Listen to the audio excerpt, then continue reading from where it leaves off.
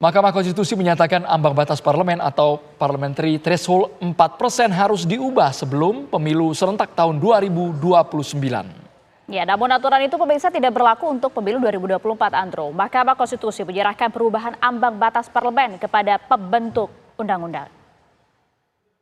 Pemohon yang menyatakan adanya persoalan konstitusionalitas terhadap norma pasal 414 ayat 1 Undang-Undang 7 2017 sepanjang berkaitan dengan tata cara penentuan ambang batas parlemen dan besaran angka atau persentase ambang batas parlemen tidak berdasarkan pada metode dan argumen yang memadai dapat dibuktikan. Namun terhadap petitum yang menghendaki adanya pemaknaan terhadap norma akuo menjadi partai politik peserta pemilu harus memenuhi ambang batas perolehan suara efektif secara nasional untuk dilakukan dalam penentuan perolehan suara anggota DPR dengan ketentuan besaran sebagai berikut. Mahkamah Konstitusi MK lewat putusannya menyatakan ambang batas parlemen atau parliamentary threshold 4% harus diubah sebelum pemilu serentak tahun 2029. Namun aturan itu tidak berlaku untuk pemilu 2024. Ketentuan ambang batas ini diatur dalam pasal 414 ayat 1 Undang-Undang Nomor 7 Tahun 2017 tentang Pemilu, yakni partai politik peserta pemilu harus memenuhi ambang batas perolehan suara paling sedikit 4% dari jumlah suara sah secara nasional untuk diikutkan dalam penentuan perolehan kursi anggota DPR. Dalam putusannya, MK menilai kebijakan ambang batas juga mereduksi hak rakyat sebagai pemilih, sehingga MK memutus perlu adanya perubahan ambang batas parlemen 4% tersebut. Mahkamah tidak bermaksud untuk menghapuskan parliamentary threshold, tetapi Mahkamah di dalam amar putusannya itu menyatakan untuk parliamentary threshold terkait dengan pemilu 2024 tetap sah berlaku karena memang tahapan pemilu untuk 2024 ini belum selesai.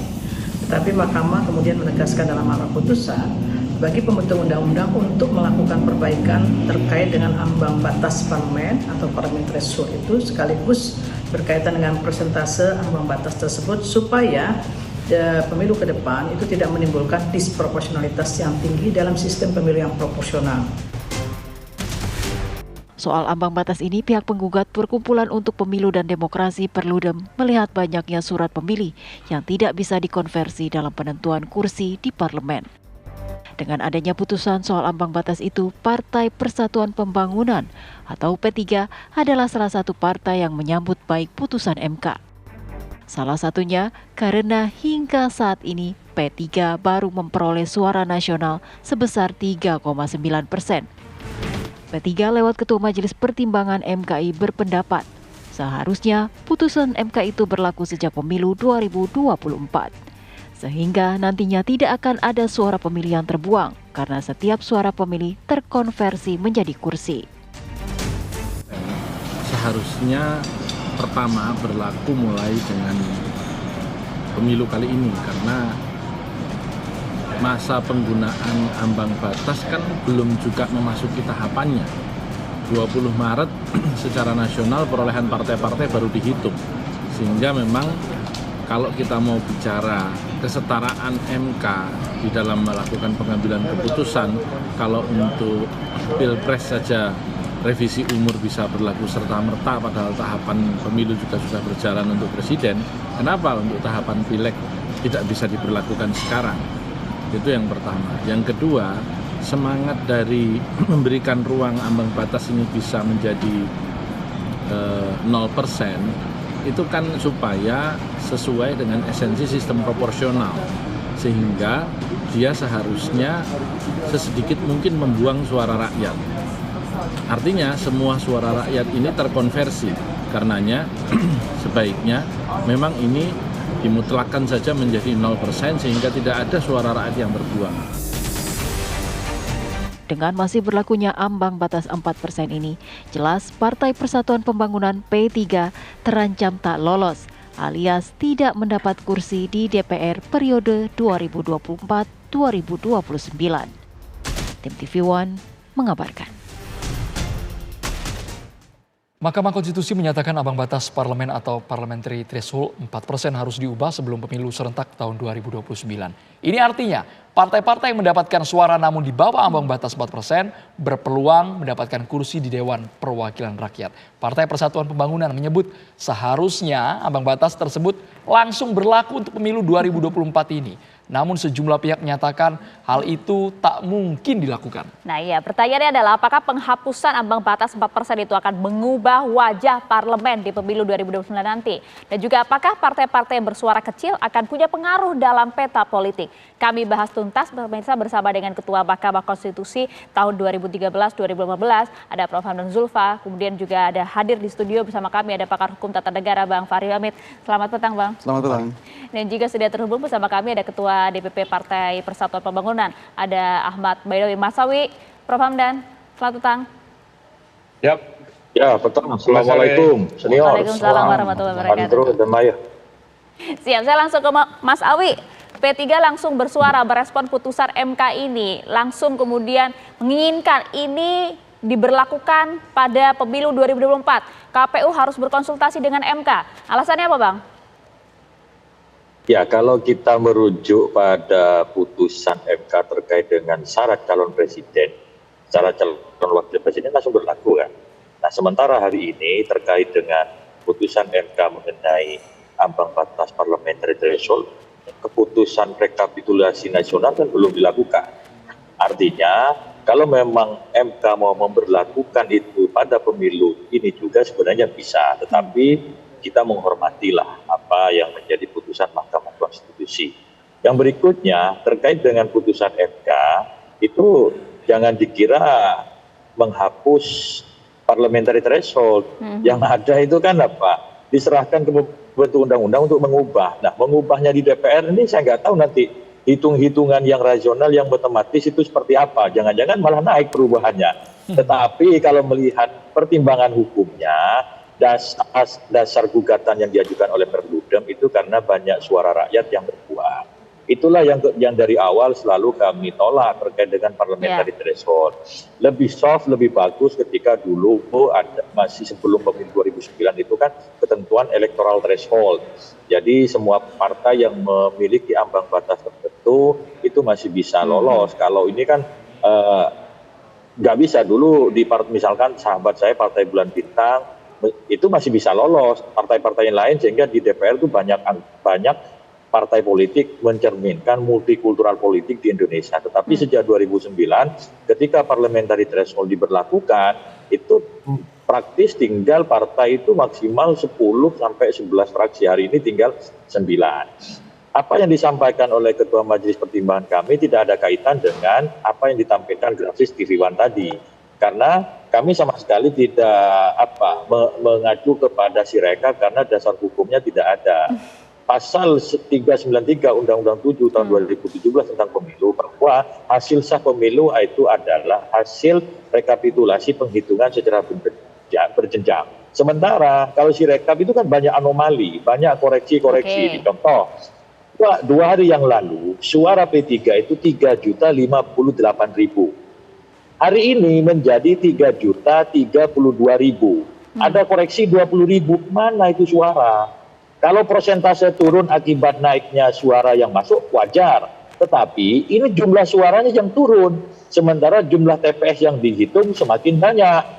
Belum lagi ada salah satu partai yang dalam 2 hari terakhir memiliki kenaikan yang cukup melejit dan tidak wajar. Mas Awi. Maka kami kembalikan ke aturan pemilu bahwa hasil pemilu yang sah itu hasil penghitungan secara berjenjang. Sirekap itu hanya alat bantu. Oke, Mas Awi, intinya ini masih proses. Mas Awi, kita juga tidak tahu nasib P3 seperti apa karena banyak yang mengatakan wah jangan-jangan P3 juga ketar-ketir ini. Tapi sebelum ke Mas Awi lagi kita ke Prof. Hamdan Zulfa. Prof. Hamdan, awalnya publik ini menginterpretasikan ini MK menghapus ambang batas 4%. Nyatanya bukan minta dihapus, tapi permintaan ini untuk diubah dan tidak berlaku surut. Seperti apa Prof. Hamdan Zulfa penjelasannya? Iya, yang pertama memang tegas sekali MK itu bahwa putusan itu berlaku untuk tahun 2029, tidak sekarang. Karena ada proses lebih lanjut untuk menerjemahkan putusan MK itu dalam undang-undang. Nah memang kalau saya memang sayang sekali, seharusnya MK langsung saja menentukan 0% gitu. Jadi tidak ada batas parliamentary threshold. Nah MK itu menyerahkan kepada undang-undang dengan batas-batas yang batas parliamentary threshold yang lebih rasional. Rasionalnya berapa, MK tidak memberikan guidance. Memang permohonan dari para pemohon itu menghendaki parliamentary threshold yang lebih rendah sehingga tidak banyak suara rakyat yang terbuang yang tidak bisa dikonversi menjadi kursi.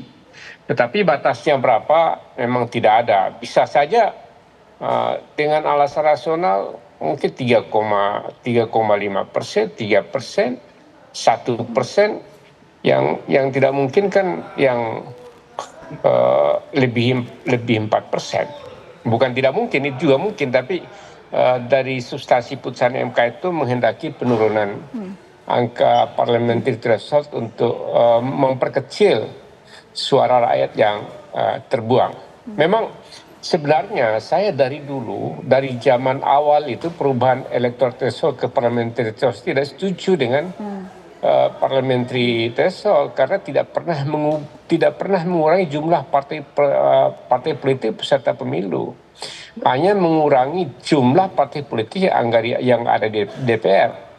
Ya sebenarnya tidak begitu penting jumlah partai politik yang ada di DPR itu dikaitkan dengan sistem presidensial. Memang di sistem parlementer akan banyak sekali masalah jika terlalu banyak partai politik dengan jumlah yang kecil karena mereka dengan mudah swing ke kiri ke kanan gitu sehingga parlemen bisa jatuh bangun. Tapi di sistem presidensial tidak ada urusan dengan banyak partai politik di DPR, walaupun suaranya misalnya mungkin kecil-kecil, karena di sistem presidensial swing pun tidak masalah, tidak memengaruhi posisi presiden yang begitu sangat kuat. Karena itu saya sih berharap ya 0% saja pada saat penyusunan undang-undang itu. Iya, diputuskan saja itu lebih bagus dan lebih tegas. Ini enggak tegas ini MK ini. Oke, itu sama pendapat dengan dulu DPRD. Iya. DPD kan 0% itu. Enggak masalah kok. Oke, ini kan pendapat dari Prof. Hamdan Zulfa ya. Kita juga ingin dengar nih kalau dari Bang Fahri seperti apa. Tapi usai jeda ya Bang ya, sesaat lagi kami akan kembali untuk Anda pemirsa di Kabar Petang.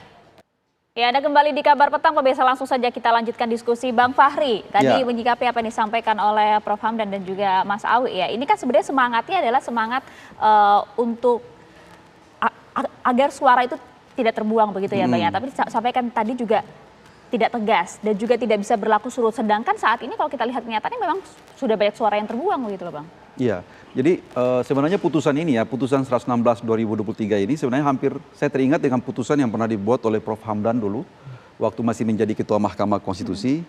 Prof. Hamdan waktu itu memutus untuk pemilu serentak diberlakukan di 2019, padahal waktu itu putusannya 2013. Karena interval waktu dengan pelaksanaan pemilu 2014 sudah semakin dekat, akhirnya pada saat itu Mahkamah dalam pertimbangannya nanti diberlakukan di 2019. Tapi konteksnya berbeda dengan konteks yang ini. Karena pada saat itu putusan yang dibuat oleh Prof. Hamdan itu tidak punya konsekuensi yang berkaitan dengan korbannya suara. Ya, jadi kalau proteksinya adalah prinsip daulat rakyat harus dijaga, harus dipelihara, harus betul-betul diproteksi. Mestinya itu putusan ini berlaku 2024. Idealnya seperti itu.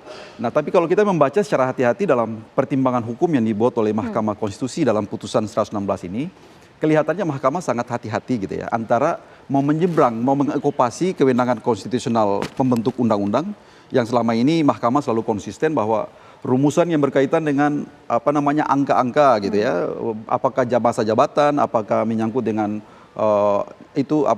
berkaitan dengan batas ya, ambang batas dan seterusnya itu masuk pada ranah open legal policy. Tapi sebenarnya dalam konteks tertentu open legal policy itu bisa diterabas oleh Mahkamah Konstitusi untuk menyelamatkan suara-suara yang terbuang ini ya? Dalam rangka untuk melindungi hak konstitusional warga, tidak melanggar prinsip rasionalitas, tidak melanggar juga prinsip-prinsip dan kaidah-kaidah yang lebih fundamental. Saya kira itu bisa saja Mahkamah melakukan itu. Kalau cuma hanya mau berdalil bahwa misalnya ini persoalan yurisdiksi atau kewenangan open legal policy yang ada pada DPR. Karena DPR lah yang mempunyai kewenangan untuk menentukan apakah 2%, 3%, 3,5%. Saya kira juga tidak terlalu reasonable. Harusnya Mahkamah menerabas itu. Karena kenapa? untuk bagaimana memastikan Mahkamah hadir sebagai the guardian of the Constitution untuk memastikan suara sah saat ini yang tidak terkonversi menjadi kursi itu dapat terlindungi. Kalau itu yang terjadi berarti saya kira putusan ini sangat bermanfaat. Tapi yang terjadi saat ini adalah Mahkamah memberikan mandat konstitusional kepada pembentuk undang-undang untuk nanti dirumuskan dalam rangka untuk mempersiapkan dan menghadapi pemilu 2029. Berarti Mahkamah punya wewenang untuk langsung menyebutkan angka tersebut, tidak harus melempar ke DPR. Kan gini, disebutkan 3%, 2%, bahkan 0%. Mungkin itu. Kan sebenarnya kan basis konstitusional atau basis argumentasi dari putusan ini satu, bahwa rumusan 4% itu tidak berangkat dari kaidah-kaidah akademik yang benar. Ya kan, misalnya tidak melalui satu kajian, ya rujukan akademiknya itu nggak ada. Tiba-tiba nimbrung aja datang 4% itu. Oke, kalau begitu dirubah dalam putusan kemarin.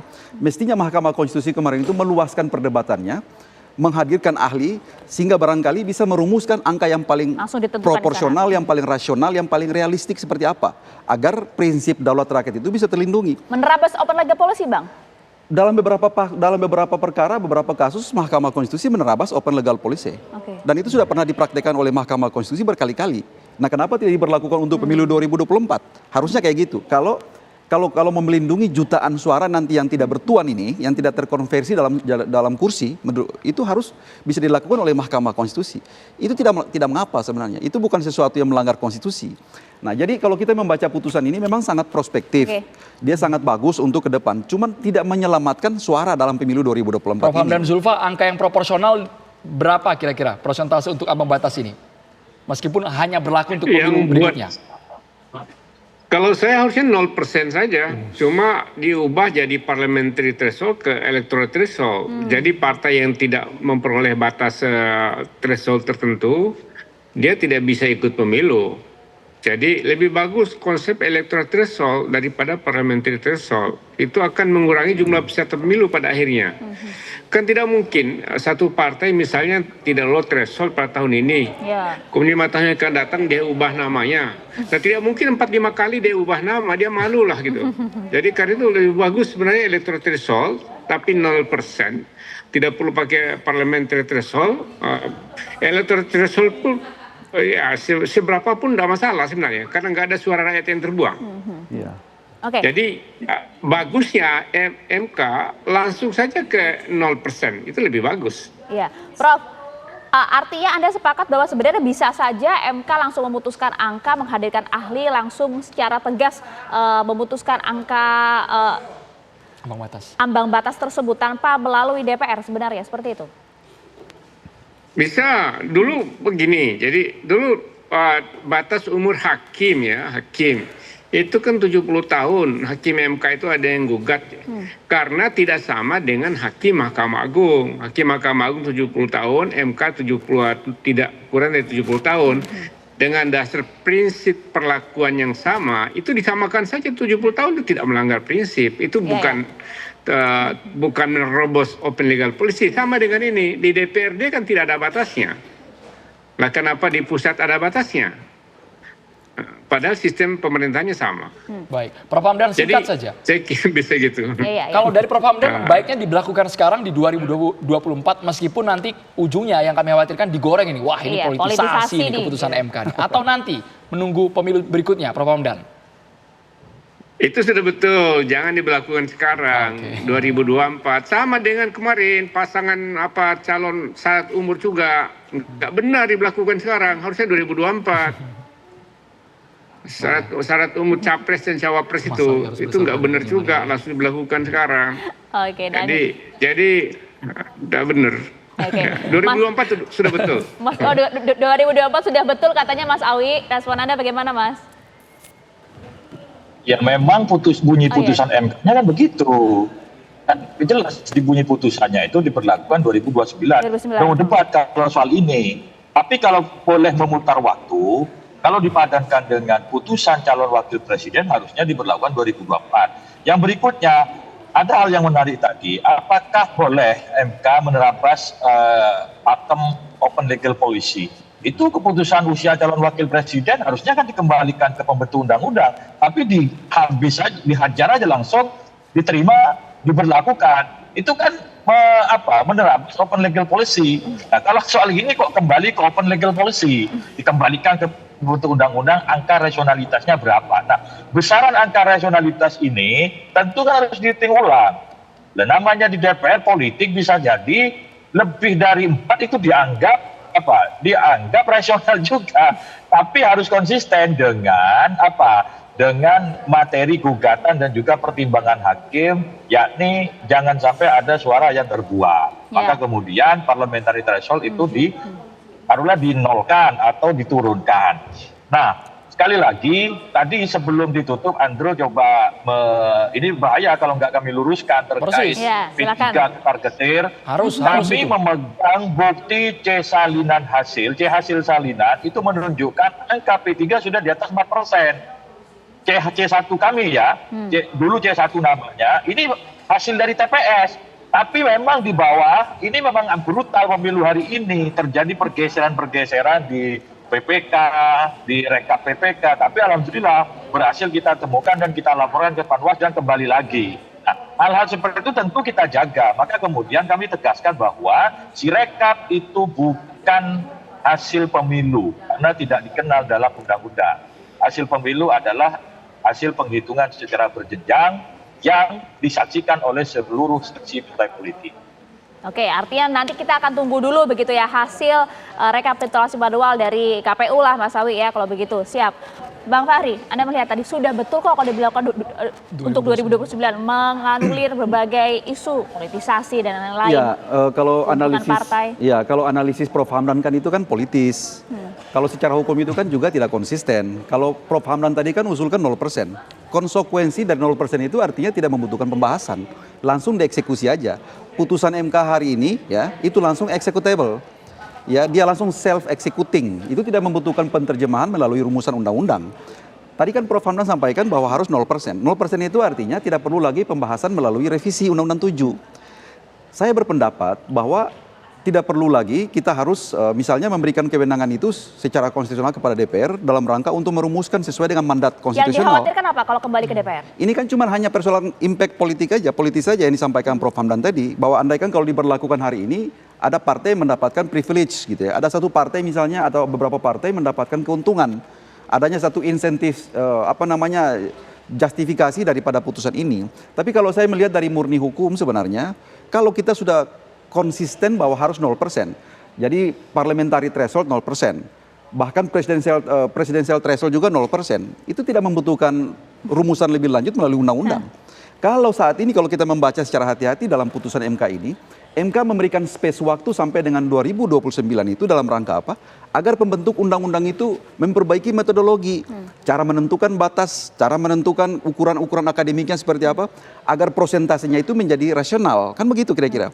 Ada justifikasi akademik yang kira-kira bisa dipertanggungjawabkan. Kenapa 4%, 3% atau 2%. Tapi saya setuju dengan Prof Hamdan tadi. Kalau begitu mendingan 0% aja. Sekalian aja. Biaya kan sehingga tidak terlalu repot untuk kita memberlakukan dalam sistem kita untuk pemilu-pemilu selanjutnya. Terima kasih banyak Bang Fahri, Prof Hamdan dan juga Mas Sawi. Ini sudah top. Kita tunggu nanti dari Mahkamah Konstitusi yang melempar ke DPR berapa ambang batas untuk pileg di pemilu berikutnya. Oke, Mas Sawi udah senyum-senyum.